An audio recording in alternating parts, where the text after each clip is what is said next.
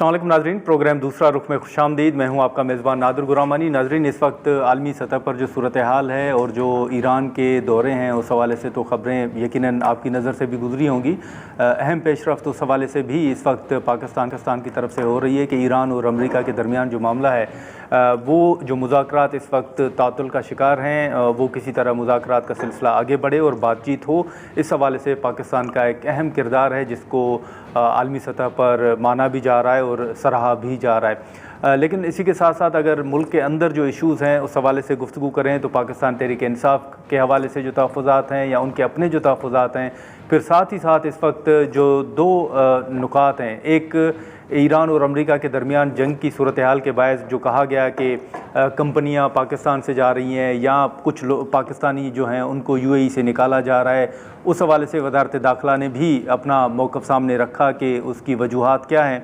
फिर अब जो बजट पेश होने जा रहा है उस हवाले से इत्तेहादी जमातों को भी एतमाद में लिया जा रहा है। MQM ने कल वज़ीर आज़म साहब के साथ मुलाकात की और इसी के साथ साथ पीपल्स पार्टी ने अपनी कमेटी तश्कील दी है जो हुकूमत के साथ इस मामले पर बातचीत करेगी। फिर 28वीं आईनी तरमीम के हवाले से भी जो बातें चल रही हैं और सबसे जो अहम नुक्ता है वो ये है कि जो बैनुल-अक़वामी सतह पर भी देखें या इस वक्त जो इंटरनेशनल कंपनीज़ हैं पाकिस्तान के अंदर, उनका एक शिकवा भी रहता है टैक्सेस के हवाले से, सहूलियात के हवाले से भी। उस हवाले से हुकूमत कौन से अहम फ़ैसले करने जा रही है। वफाकी वज़ीर कैसर अहमद शेख साहब हम मौजूद हैं, उनसे हम इन मुख्तलिफ़ इशूज़ पर गुफ्तगू करेंगे। शेख साहब, बहुत शुक्रिया सर वक्त निकालने का। सर, अब मुख्तलिफ़ इशूज़ तो हैं, लेकिन सबसे पहले जो कि हमेशा एक शिकवा रहता है कि हुकूमत क्या करने जा रही है। मुख्तलिफ़ इशूज़ हैं, लेकिन सबसे पहले अगर हम बजट के हवाले से शुरू करें या ओवरऑल आप क्या देख रहे हैं कि हुकूमत आने वाले दिनों में कौन से अहम और बड़े फ़ैसले करने जा रही है? बिस्मिल्लाहिर्रहमानिर्रहीम। बजट के वक़्त देखें ना, सबसे बड़ा पॉइंट तो यही होता है कि बैलेंस बजट बने, ऐसा बजट बने जिससे आम आदमी को तकलीफ़ ना हो, नए टैक्स नहीं लगें और फैसिलिटेट करें जी। उसके लिए हमें देखिए ना, हमारा क्योंकि मुल्क हर वक्त हम हर साल नए कर्ज़े लेते हैं और वो कर्ज़े जो ऐड होते जाते हैं तो फिर उनका सूद उनको सर्विस करना पड़ता है कर्ज़ों को। तो सबसे बड़ा बजट में ख़र्चा जो है वो हमारे जो कर्ज़ों पे सर्विस करनी है, उनके जो पेमेंट्स करनी है उनकी, वो बहुत ज़्यादा होती है। हाँ। तो हमारे इसीलिए IMF के प्रोग्राम में हम गए तो वो तो ज़ोर यही देते हैं कि आप रेवेन्यू बढ़ाएं जी। अब रेवेन्यू हमारे यहाँ हम कोशिश तो बहुत की, क्योंकि वो तो हर साल तकरीबन 15% और 20% उसकी हिसाब से रेवेन्यू की इंक्रीज़ की बात करते हैं। तो ये बहुत मुश्किल काम होता है। तो इसलिए हुकूमत हमेशा मुश्किल में होती है, क्योंकि किस पे टैक्स लगे। ऑलरेडी हमारे यहाँ इनकम टैक्स और फिर सुपर टैक्स इतना ज़्यादा हो गया है कि बाज़ कंपनियाँ महसूस करती हैं कि उनके ऊपर बहुत रेट ज़्यादा है। लेकिन उसी के साथ साथ SEZ हमारे यहाँ है जो कि बोर्ड ऑफ इन्वेस्टमेंट की है, स्पेशल इकनॉमिक जोन। उसमें बहुत बड़ी फैसिलिटीज़ है नई इंडस्ट्री के लिए कि जिसमें ना तो ड्यूटी है मशीनरी पे और तकरीबन 9 साल रहते हैं। 10 साल का था, 1 साल गुजर गया, 9 साल वो भी किसी किस्म का कोई इनकम टैक्स नहीं है। तो ये इस बजट में भी कोशिश यही हो रही है कि किस तरीके से, देखिए 57% से ज़्यादा 57.5% तो सूबों को चला जाता है आपका टोटल रेवेन्यू जो इकट्ठा करता है फेडरल गवर्नमेंट जी। तो उनके पास तो सरप्लस होता है, उनके पास तो आप देखते हैं कि सारे अखराजात जो है सूबे बड़े लेविश करते हैं। हम अपने इलाकों में भी देखते हैं, मैं चनियोट में होता हूँ तो देखते हैं कि अपने ज़िलों में भी हमारे यहाँ ज़्यादातर सूबों के फंड्स आते हैं। सही। तो हमारे पास तो डेवलपमेंट का प्रोग्राम भी नहीं रहेगा। लेकिन सूबों को तो अभी भी शिकवे होते हैं। जी हाँ, बिल्कुल होते हैं। कोशिश हम कर रहे हैं। मैं अभी 2 दिन पहले ECC की मीटिंग थी जी। तो उसमें फाइनेंस मिनिस्टर से मेरी हुई काफ़ी देर मुलाकात। तो वो कह रहे थे बजट बनाना वाकई बड़ा मुश्किल लग रहा है कि हम किस तरह इसको बैलेंस करें। तो लेकिन शेख साहब, ये जो एक तनकीद होती है कि पाकिस्तान का बजट जो है वो IMF बनाता है, IMF की मुदाखलत होती है, ये किस हद तक सर दुरुस्त है? ये काफ़ी हद तक ठीक है, तनकीद नहीं है। एक जो हकीकत है वो यही है। वजह क्या है कि लेकिन IMF ने तो हमें नहीं कहा कि आज हमारे प्रोग्राम में आए, हमें उनसे दरख्वास्त की। IMF और कुछ नहीं कहता। IMF बजट की बात तो बात की आती है, वो सिर्फ ये कहता है कि अपने बजट को बैलेंस रखो बराबर, यानी अपने अखराजात और अपनी आमदनी को का तवाज़ुन रखो जी। एक हद तक वो हमें इजाज़त देता है। और मैं समझता हूँ कोई बुरी बात नहीं है। अगर फ़र्ज़ कीजिए हम IMF की बात नहीं मानेंगे और ज़्यादा अखराजात कर देंगे तो ज़्यादा कर्जे लेने पड़ेंगे जी। हम एक साल तो किसी को सेटिस्फाई कर लेंगे, लेकिन अगले सालों में फिर आने वाली जनरेशनों को हम और ज़्यादा मुश्किलात में डाल दें। तो IMF तो पाकिस्तान के मफाद में बात कर रहा है। ये ठीक है कि बात चीज़ें जो कि आम आदमी पे, जो कि लोअर जो इनकम वाले लोग हैं उन पे पड़ता है, वो हम ज़रूर परसुएट करते हैं IMF को और कन्विंस करते हैं कि वो नहीं लगाएं। और IMF ने इस बार भी देखिए ना, वो कहते हैं कि बेनज़ीर इनकम सपोर्ट प्रोग्राम बढ़ा लें, वो भी ख्याल रख रहे हैं, लोअर इनकम वाले तबके का ख्याल करते हैं। लेकिन तो सर कहते हैं जो डायरेक्ट टैक्स है जो बिजनेसमैन ने देना है, या जो बाकी जो आप ले नहीं पा रहे, हमारी बहुत बड़ा सेक्टर, एक ट्रेडिशनल सेक्टर जो ऑलरेडी फंसा हुआ है टैक्स में, वही रोज़ाना, अभी मैं आपको अपना बताऊं, मुझे रोज़ नोटिस मिलते हैं टैक्स। ये मैं बहुत ह्यूज टैक्स पे करता हूँ। मैं पर्सनल तकरीबन मैं 70-80 लाख रुपए महीना टैक्स देता हूँ। अच्छा। और मेरी कंपनियां और कितना टैक्स देती हैं, तो करोड़ों रुपए तो हम टैक्स देते हैं। फिर अब ये सुपर टैक्स जब लग गया तो ये हमारे थे, हमने गए हुए थे कोर्ट्स में, तो कोर्ट्स ने हमारे खिलाफ हर जगह फैसला हुआ। अब वो एडिशनल बहुत बड़ी रकम है जो कि हम टैक्स की मद में। लेकिन सर आपने बिस्प का जिक्र किया, बेनज़ीर इनकम सपोर्ट प्रोग्राम का, वो तो IMF का तो मौक़िफ़ है कि इसको बढ़ाएं, लेकिन वफाकी हुकूमत का तो ख्याल है कि इसको ख़त्म कर दें या सूबों के हवाले कर दें, कुछ इस तरह की बात भी है। जी हाँ, हम चाहते हैं कि ये प्रोग्राम जो है वो सूबों का है और सूबों का हिस्सा, क्योंकि असल में फेडरल गवर्नमेंट के पास वसाइल ही नहीं है। ठीक है, वो तो देखिए ना, हमारे डिफेंस का बहुत बड़ा खर्चा है। आप देख रही हैं, मैं अभी रिसेंटली मैंने स्टडी की कि 19,000 अरब डॉलर पूरी दुनिया का वर्ल्ड वाइड डिफेंस एक्सपेंडिचर है। 19,000 बिलियन डॉलर, हमारा उसमें से सिर्फ 10 बिलियन डॉलर भी नहीं है। तो आबादी तो हमारी दुनिया की 3% है हमारी आबादी वर्ल्ड की पॉपुलेशन से, लेकिन हमारी जो डिफेंस का खर्चा है वो 200 में से भी एक हिस्सा नहीं है जो दुनिया में खर्चा हो रहा है। वो खर्चा, हमें खर्चा बढ़ाना पड़ेगा, हमारा खित्ता बड़ा सेंसिटिव। तो आपका ख्याल है अभी मैंने ECC में बात की, खुद मैंने कहा कि भाई ये जब अब, क्योंकि वो कई हमें एडिशनल हमें भेज देते हैं हर बार, कोई ना कोई उनका जो है कि ये फर्दर आप हमें सेंक्शन करें ECC में। तो मैंने कहा एक ही बार आप बजट में क्यों नहीं फैसला करते कि ये अच्छा नहीं है कि वो हमें अपने रिक्वायरमेंट्स के लिए वो कहें कि ये हमें फर्दर सब्सिडी हो इसमें। लेकिन तो आपका ख्याल है कि बिस्प को सूबों के हवाले किया जाए?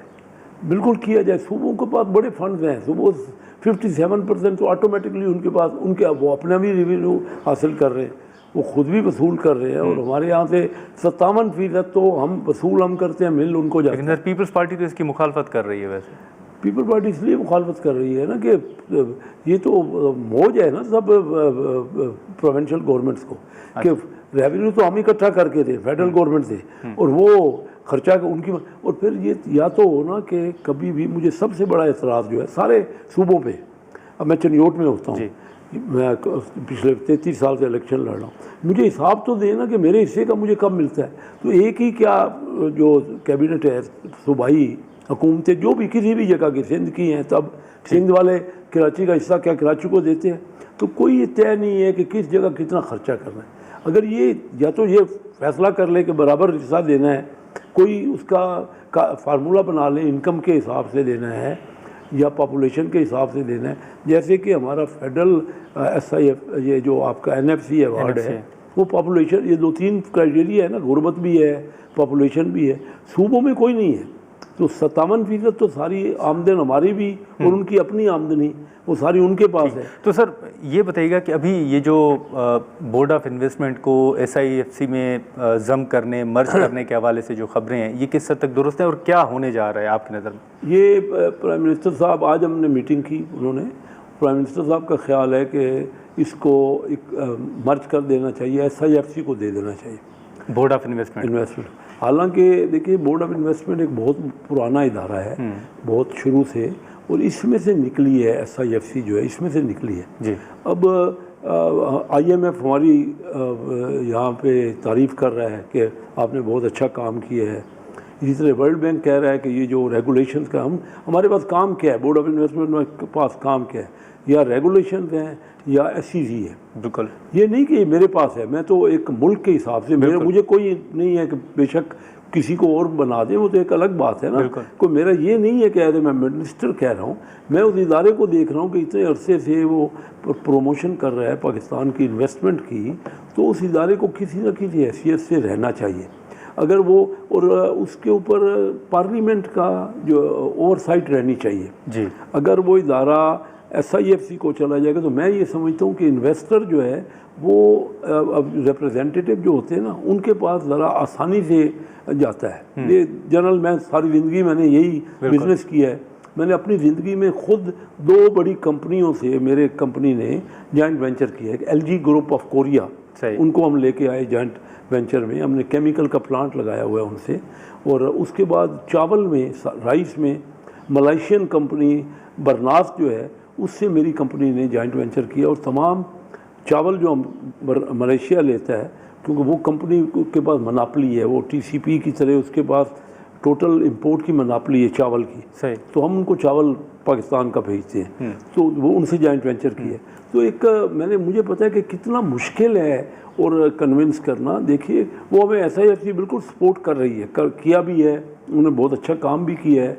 उनकी सपोर्ट की ज़रूरत है कि ये कहना कि देखिए ना, जब किसी जगह तकलीफ़ हो, कोई ब्यूरोक्रेटिक रुकावटें हों, तो वो बड़ी आसानी से रोक सकती है, सही। लेकिन ये मेरा ज़ाती ख्याल है। फिर जो फैसला प्राइम मिनिस्टर साहब करेंगे हम उनको एग्री करेंगे, सही। लेकिन वो उसमें कोई टेक्निकल और पॉइंट्स भी थे, तो आज की मीटिंग में ये हुआ कि वो सारे जो लीगल फॉर्मेलिटीज़ हैं उसको भी चेक कर लिया जाए। तो एक कमेटी बनी है उसके। अच्छा, कमेटी को कौन ऐड कर रहे हैं? अभी वहाँ तो फैसला नहीं हुआ, पता लग जाएगा। अच्छा, कमेटी में कौन। तो इसका मतलब है कि फिर जो बोर्ड ऑफ इन्वेस्टमेंट है, ये वजारत SIFC में चली जाएगी, तो ऑब्वियसली वजारत ख़त्म हो जाएगी। तो सर आपका पोर्टफोलियो फिर अब ये क्लियर नहीं है कोई चीज़। मेरा तो, मैं एक पार्टी के साथ हूँ, जो जिस तरह होगा वो तो एक, मेरा पोर्टफोलियो इतना इम्पॉर्टेंट नहीं है। बात तो ये है कि इदारा जो है, मैं चाह रहा हूँ, और हमारे वहाँ कई फेडरल मिनिस्टर्स का भी पॉइंट था कि इनको इस हिसाब से रखना चाहिए ताकि ऑलरेडी ये इंट्रोड्यूस्ड एक इदारा है और इससे इन्वेस्टमेंट में फैसिलिटेशन होगी। लेकिन प्राइम मिनिस्टर साहब बेहतर समझते हैं, अगर उन्होंने कोई फैसला कर लिया तो हम उनके साथ हैं, हम उनके फैसले को इंडोर्स करते हैं। तो वो कोई इसको कानूनी तौर से बाकी पॉइंट ऑफ व्यू को भी वो देख रहे हैं ताकि इसमें कोई सुकम ना रह जाए। ठीक है नाज़रीन, हम यहाँ पर एक मुख्तसर सा ब्रेक लेंगे। कैसर अहमद शेख साहब हमारे साथ मौजूद हैं और मज़ीद जो चंद सवालात हैं हम वो शेख साहब के सामने रखेंगे। प्रोग्राम में एक बार फिर खुशामदीद। 28वें आईनी तरमीम के हवाले से बातचीत चल रही है। इस पर पीपल्स पार्टी के भी तहफ़्फ़ुज़ात सामने आ रहे हैं। शायद NFC में के हवाले से जो हुकूमत का मौक़िफ़ है, आप देख रहे हैं सर 28वें आईनी तरमीम और NFC के हवाले से जो हुकूमत और पीपल्स पार्टी का मौक़िफ़ है? जी, इस वक्त इख्तलाफात हैं। मेरी बात पीपल पार्टी के नुमाइंदे भी हमारे साथ बैठते हैं असम्बली में, तो वो खासा इस पर अपना सख्त रवैया रखते हैं। 18वीं तरमीम को अमेंडमेंट करने के लिए वो इतना फौरी तौर पे एग्री नहीं है। लेकिन ये किसी न किसी तरीके से, जैसे ये बात हुई कि कोई ना कोई ऐसा लाया अमल किया जाए, जैसे बेनज़ीर इनकम सपोर्ट के पैसे हैं, तो हुकूमत फेडरल गवर्नमेंट के पास बोझ है, ये वो महसूस करते हैं, क्योंकि वो भी फेडरल गवर्नमेंट में रहे हैं और कल को आ सकती हैं उनके भी। तो फेडरल गवर्नमेंट को भी तो सहूलत देनी है ना, सबका मुल्क है। और वो ये महसूस करते हैं कि इसमें फेडरल गवर्नमेंट को काफ़ी प्रॉब्लम्स हो रहे हैं। उनके पास इतने रेवेन्यूज़ नहीं हैं कि वो सारे खर्च करें, क्योंकि बहुत अभी IMF ये कह रही है कि ज़्यादा बढ़ाएं इसको, ये बेनज़ीर इनकम प्रोग्राम को। वो काफ़ी बड़ा फिगर है, उसको बढ़ रहा है। तो जैसे जैसे वो बढ़ेगा तो फिर डेवलपमेंट का प्रोग्राम कम हो जाएगा। हमारे पास तो और कोई लीवरेज, कोई कुशन नहीं है कि क्या करेंगे। क्योंकि हमें जो सर्विस करने हैं अपने कर्ज़ों को, वो तो करना ही करना है। जो हमें डिफेंस के खर्चे हैं बढ़ रहे हैं, और मैं उसका बहुत बड़ा दायी हूँ। मैं समझता हूँ कि जो हालात, जो इंडिया जिस तरह हमें धमकियाँ दे रहा है, वो कहते हैं हम आपको जोग्राफिया ही आपका ख़त्म कर देंगे, आप तारीख़ में ही मिट जाएंगे। तो ऐसे वो हमें पहले दिन से हमें एक साइड पे रखना चाहता है। तो हमें अपनी तैयारी करनी है, उसके लिए हमें काफ़ी फ़ंड की ज़रूरत है। मैंने कौमी असम्बली में भी ये बातें की हैं, मैंने फ़ौज के लिए रैलियाँ भी निकाली हैं। ये हमारे अपने इंटरेस्ट में है। बाद लोग ये कहते हैं नहीं जी, शुरू में एक ट्रेंड था कि नहीं जी डिफेंस का खर्चा नहीं बढ़ना चाहिए। अगर हमने अपनी आज़ादी बरकरार रखनी है और अगर हमने सही तरह काम करना है तो ये तो फंड, ये हमें अपने जो बिजनेसमैन हैं, जो भी जहाँ से भी इनकम होती है किसी भी जरिए से, वो हम नहीं कर रहे। मैं खुद उस बिजनेस को रिप्रेजेंट करता हूँ। बहुत बड़ा टैक्स जो चंक है वो नहीं हासिल हो रहा। सेल टैक्स में बहुत ज़्यादा लीकेज है। इसी तरह जो टैक्स, जो डायरेक्ट टैक्स है ना, वो हमें ज़्यादा से ज़्यादा लेना चाहिए। देखिए, और फिर हम एसएमईज़ को, सेक्टर को नहीं कुछ आगे कर रहे। मैं आपको बताऊं कि हमने मुख्तलिफ रेट रखे हुए हैं। मैं बड़े अरसे से ये बात कर रहा हूँ। जो कर्ज़ा होता है ना, लेकिन अगर कोई इंपोर्ट करता है, इंडस्ट्रियल इंपोर्ट, उसका रेट अलग है। और अगर कोई कमर्शियल इंपोर्ट करता है, क्योंकि एसएमईज़ को तो बैंक क्रेडिट देता नहीं है, एलसी नहीं खोलता जी, एसएमईज़ की एलसी नहीं खोलता। और कुल 6.5% टोटल कर्जे का एसएमईज़ को मिल रहा है हमारे यहाँ, जबकि इंडिया में 20% है और बांग्लादेश में भी 12-13-14% है उनकी कर्ज़ों का, टोटल कर्ज़ों का। हमारे यहाँ 6% है।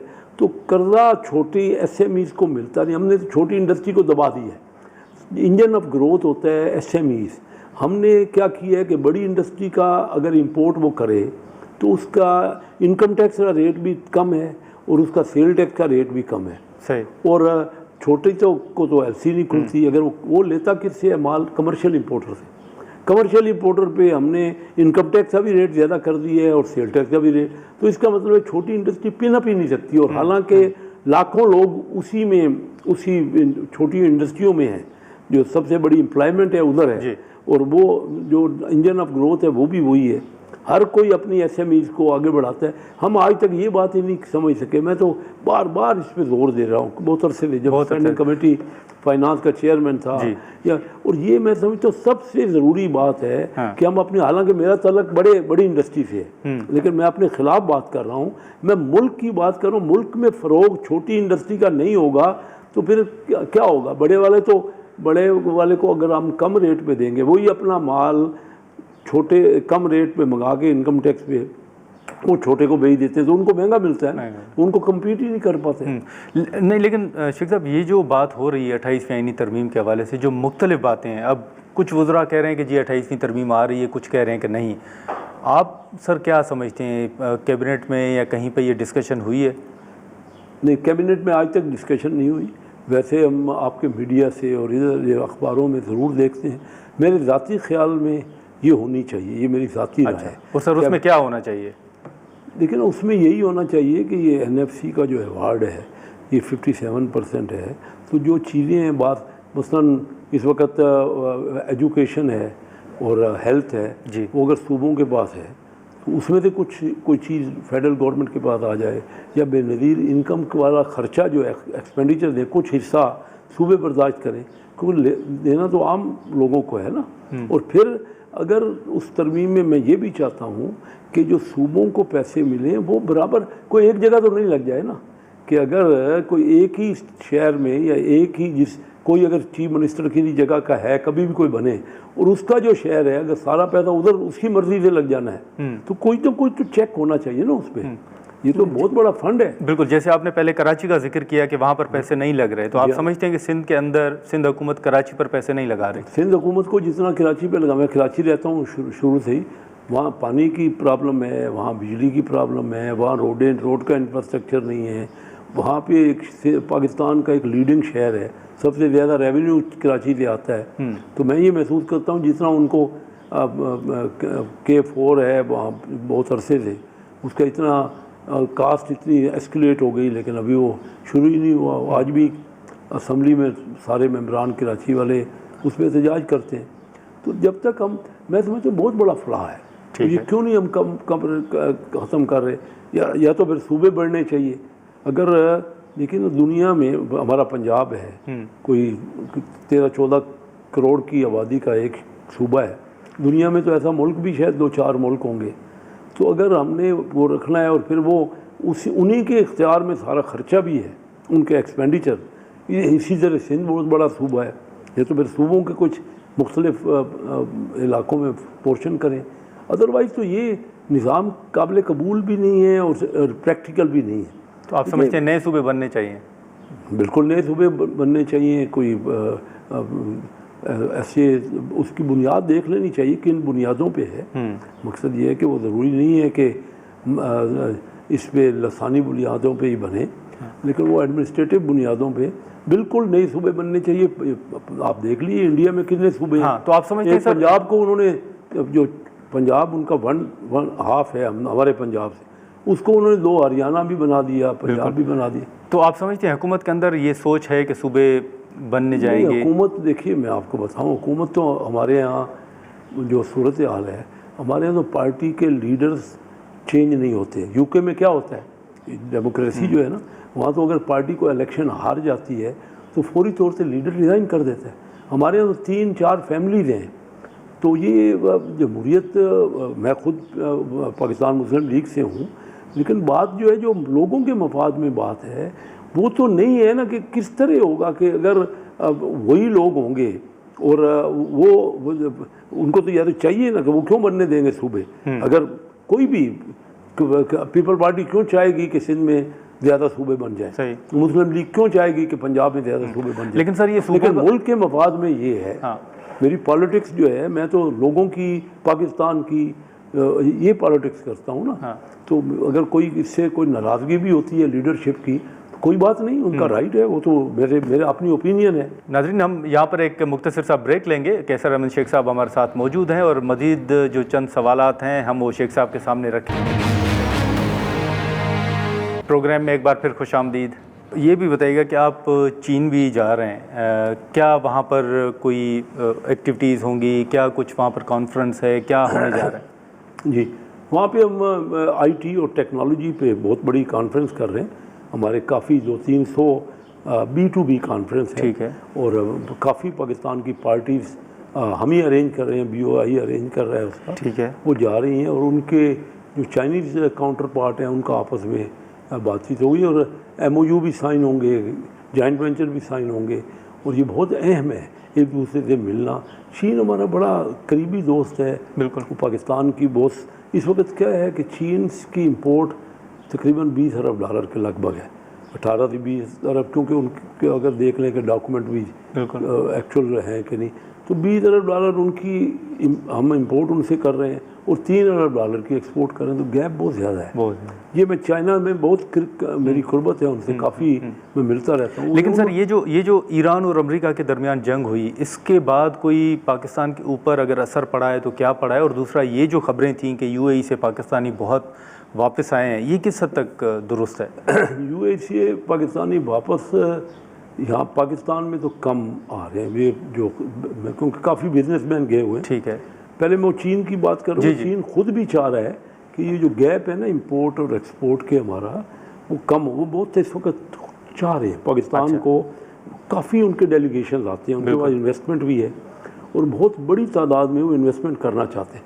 और पाकिस्तान के वेल विशर हैं, वो ये चाहते हैं कि यहाँ इन्वेस्टमेंट हो, यहाँ लॉ एंड ऑर्डर सूरत हाल से परेशान ज़रूर हैं, लेकिन वो अदरवाइज़ पाकिस्तान वो समझते हैं कि फेवरेबल है और यहाँ इन्वेस्टमेंट होनी चाहिए। ये जो आपने UAE के हवाले से UAE की बात की, लेकिन एस्टिमेटेड कोई 50 से 60, 70, 100 अरब डॉलर मुख्तलिफ तखमीने हैं कि पाकिस्तानियों का, क्योंकि यहाँ टैक्स हमने बहुत ज़्यादा कर दिया ना।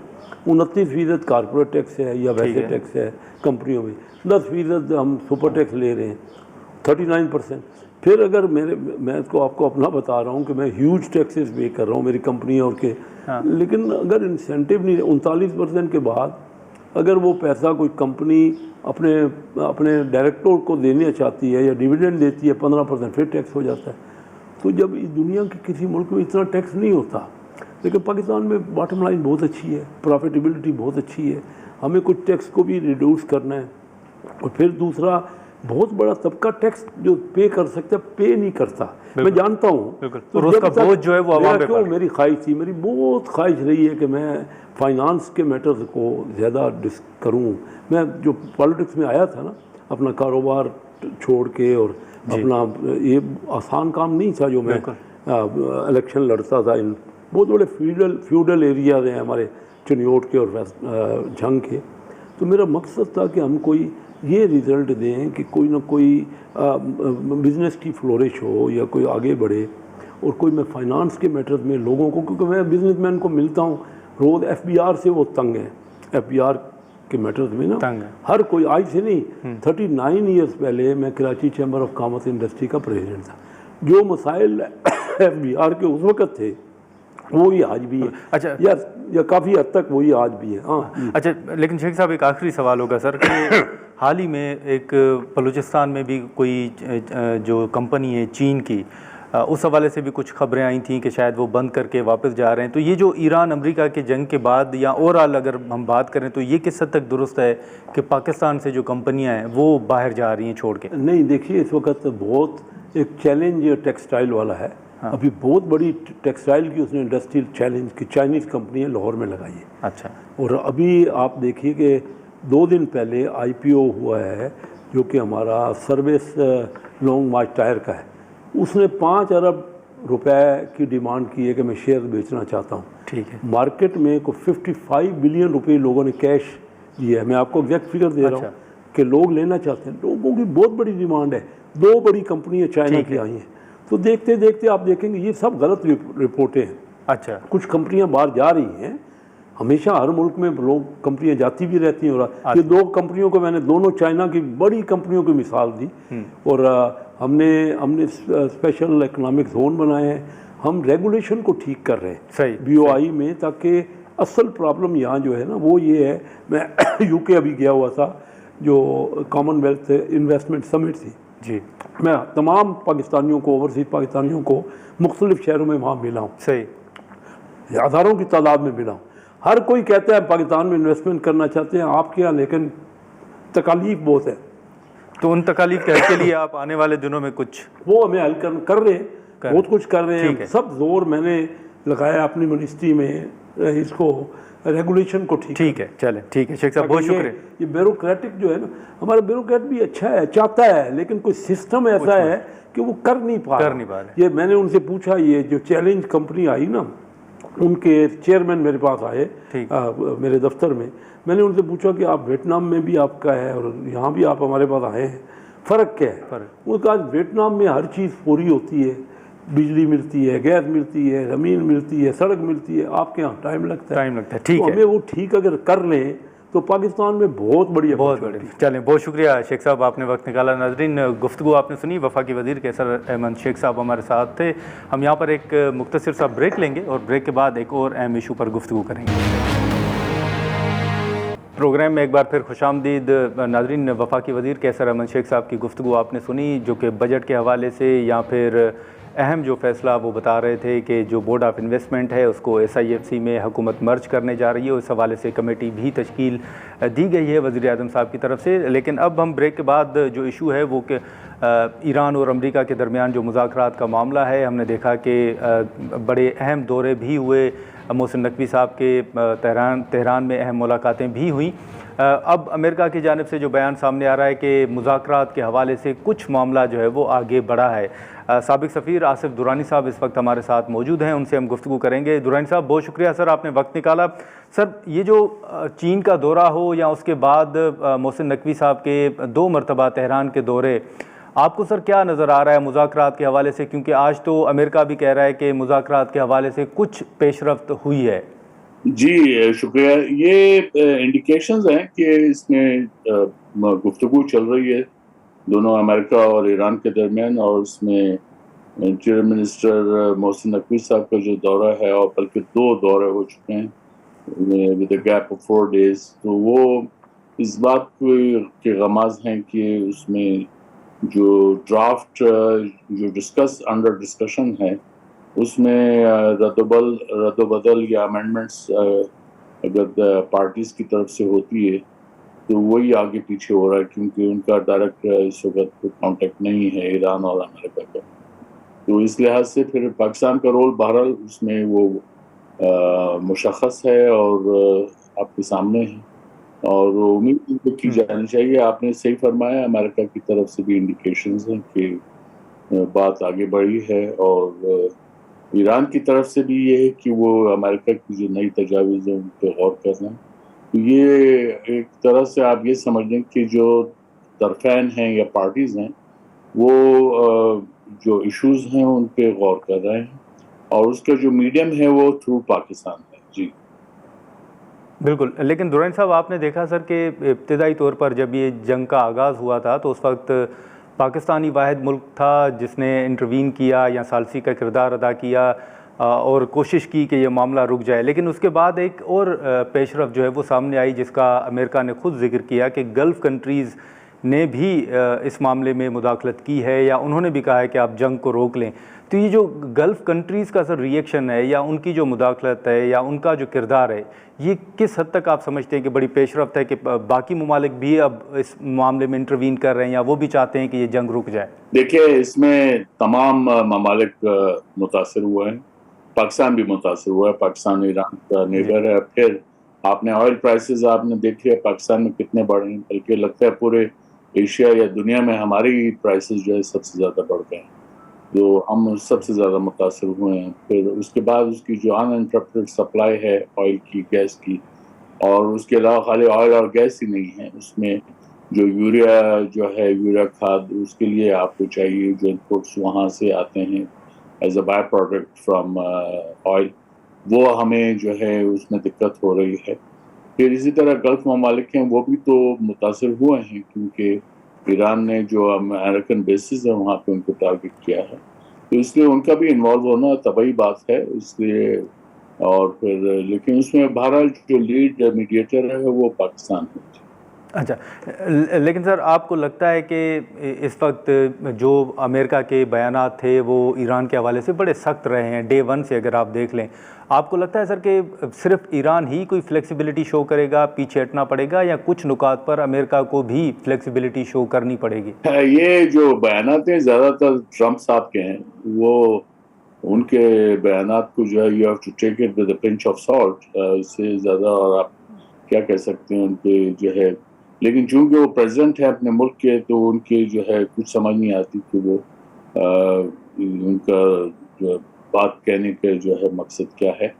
ईरान की तरफ से भी जो है टिट फॉर टैट हुआ है। ईरान ने भी बराबर ये जवाब दिए उनको कि अगर आप जो है ये इसको दोबारा अटैक करेंगे तो हम जवाब देंगे, और उसमें अमेरिका इस पोजीशन में नहीं है कि वो ईरान को इस तरह से डिक्टेट कर सके टर्म्स। ये अमेरिका अपनी फौजें भेजने को तैयार नहीं। इसराइल तो सवाल ही नहीं पैदा होता। तो ऐसी सूरत हाल में आप देख सकते हैं कि ईरान का जोग्राफिकली जो है ईरान को जो एडवांटेज है वो अमेरिका और इसराइल को नहीं है। तो और क्योंकि जंग रुकी हुई है 7-8 अप्रैल से, तो इसमें और ये भी थ्रू पाकिस्तान से मीडिएशन रही है, और उसमें यकीनन वो आखिरी दिनों में प्रेसिडेंट ट्रंप ने कहा कि गल्फ ममालिक ने भी मुझसे रिक्वेस्ट की, मैं तो 1 घंटे के बाद हमला करने वाला था। लेकिन ये लगता ही है कि ये उनकी बड़कियां मारते हैं उसमें। जी, क्योंकि उन्हें पता है कि अगर वो जंग दोबारा शुरू कर देंगे तो जो टेबल पे इस वक्त मुज़ाकरात हैं वो सारे धरे रह जाए। जी तो लेकिन सर ये जो चीन का दौरा था प्रेसिडेंट ट्रंप का, पहले तो हम ये देख रहे थे कि शायद इससे पहले ये मामला हल हो जाए। आप किस तरह देख रहे हैं, क्योंकि कुछ बयानात ये ज़रूर आए कि ईरान का मामला ज़ेर बहस आया था, उस पर बात हुई है, लेकिन ओवरऑल आप समझते हैं कि जिस हद तक बात होनी चाहिए थी वो हुई होगी, लेकिन ख़बरें बाहर तक नहीं आई? और दूसरा, आपकी नज़र में प्रेसिडेंट ट्रंप ने सर इस दौरे से क्या कुछ हासिल किया है? देखिए, जो चाइना का दौरा था उसमें उसके 3 एलिमेंट्स थे। एक उनका बायलैटरल था जिसमें ट्रेड इश्यूज थे उनके, और उनके ये गल्फ वॉर भी मौजूद थी, और ताइवान का मसला था। तो ईरान के कॉन्टेक्स्ट में ये बात तय हुई और उस पर एक इत्तेफाक पाया गया कि स्ट्रेट ऑफ हॉर्मज़ को जो है ब्लॉक ना किया जाए। लेकिन साथ में ये भी है कि जो चाइना की तरफ से जो स्टेटमेंट आया वो चार्टर प्रिंसिपल्स की रीइटरेशन थी। उनका इयादा किया गया कि जो यूएन चार्टर की जो उसूल हैं उन पे अमल किया जाए, जिसका मतलब ये है कि आप जो है एक दूसरे पे जो है अटैक ना करें, और जितने जो मसाइल हैं उनको पुरअमन तरीके से हल करें। तो ये इस चार्टर प्रिंसिपल पे जो है एम्फसाइज किया गया चाइना की तरफ। ठीक है। अच्छा, बिल्कुल। दुरानी साहब, एक आखिर में सर ये भी बताइएगा कि ईरान और अमेरिका के दरमियान मुज़ाकरात का मामला तो ज़ेर बहस है ही, कोशिशें भी हो रही हैं, लेकिन एक और मामला जो कि अफ़गानिस्तान के हवाले से है, आपके इल्म में है और आप बेहतर जानते हैं कि इससे पहले अफ़गानिस्तान के साथ मुज़ाकरात के मेरा ख़्याल है कि 2 राउंड्स हो चुके थे और वो मुज़ाकरात आगे नहीं बढ़े या कामयाब नहीं हुए, जिसके बाद जो रिएक्शन था वो आपके सामने है। लेकिन अभी भी खैबर पख्तूनख्वा के अंदर या ओवरऑल पाकिस्तान के अंदर अगर आप दहशतगर्दी के अफसोसनाक वाक़यात देखें तो उनमें एक इजाफ़ा ज़रूर नज़र आ रहा है और पाकिस्तान अब भी अमन की और मुज़ाकरात की बात कर रहा है। ये जो अफ़गानिस्तान का मामला है सर, इसका हल दुरानी साहब आप क्या देख रहे हैं? आपको नज़र आ रहा है कि पहले की तरफ फिर हम मुज़ाकरात की तरफ जा सकते हैं? जी, मुज़ाकरात के बगैर तो कोई रास्ता नहीं है, उसकी तरफ जाना पड़ेगा। लेकिन साथ में ये है कि हमें जो है इन जो टेररिस्ट हैं उनका तो पीछा करना होगा और उसके लिए बहुत ज़रूरी है कि लोगों की हिमायत हमें हुकूमत को हासिल हो और ये हुकूमत और आवाम मिलकर जो है इस जो मेनेस है, इस टेररिज्म का, इसको मुकाबला कर सकते हैं। जी। लेकिन दुरानी साहब, ये जो हमले जब भी हुए हैं, पाकिस्तान ने सर अपने शवाहिद भी रखे हैं, सामने रखे हैं, तमाम तफसीलात भी रखी हैं कि ये हमले कहाँ से हुई हैं और डे 1 से एक मौक़िफ़ रहा है कि अफ़गानिस्तान की ज़मीन जो है वो पाकिस्तान के ख़िलाफ़ इस्तेमाल नहीं होनी चाहिए। आपके नज़दीक जो मौजूदा रजीम है सर, उनके अंदर क्या सोच पाई जा रही है या कहाँ पे आपको खामियां नज़र आ रही हैं? देखिए, वो तो बहरहाल अभी भी अपने आप को मुजाहिदीन कहते हैं, अफगान तालिबान, वो उसी मोड में है। उसमें वो अभी वो अपने हिसाब से नहीं निकले हैं और उनको जो जिस तरह से गवर्नेंस के आदाब होने चाहिए वो अभी उन आदाब से वाकिफ़ नहीं है और ये हमारे लिए एक बड़ा मसला है। और फिर इसमें कोई शक नहीं है कि अफगानिस्तान के अंदर तकरीबन 2 दर्जन से ज़्यादा टेररिस्ट ग्रुप्स हैं। उसमें TTP सरफहरिस्त है, ISKP उसके अंदर है, ETIM है, IMU है और अलकायदा है, वो सारे हैं। तो ये चूँकि ये अफगान तालिबान उनको पहचानते हैं तो लिहाजा उन्होंने उनके खिलाफ कोई ऐसी कार्रवाई नहीं की हैं। तो ये और ये UN सिक्योरिटी काउंसिल की रिपोर्ट्स में भी बड़े वाज़ेह तौर पे बयान किया गया है कि ये ग्रुप्स वहाँ अपना वजूद रखते हैं, जिसका मतलब ये है कि अफगान तालिबान जो हैं वो एक तरह से उनके कनाइवेंस है, उनके इन ग्रुप्स को बर्दाश्त किए हुए उन्होंने। और इसमें फिर तालिबान जो है TTP वो उसकी हेल्प भी करते हैं, इसमें भी कोई शक नहीं है क्योंकि वो आपस में जो है आइडियोलॉजिकल कजन्स हैं। तो ये एक मसला है ये मसला जो है उसमें हमारे जो हुकूमतों ने जो गलतियाँ की हैं हम उसका खामियाजा भुगत रहे हैं। बिल्कुल ठीक है दुरानी साहब, बहुत शुक्रिया सर, आपने वक्त निकाला। Thank you so much. नाज़रीन, आसिफ दुरानी साहब की गुफ्तगू आपने सुनी मुज़ाकरात के हवाले से। इस वक्त भी जो खबरें सामने आ रही हैं और ख़ुद अमेरिका ने कहा है कि ईरान और अमेरिका के दरमियान जो मुज़ाकरात का मामला है उसमें थोड़ी बहुत पेशरफ्त ज़रूर हुई है। आज के प्रोग्राम में इतना ही, इजाज़त दीजिए, अल्लाह हाफ़िज़।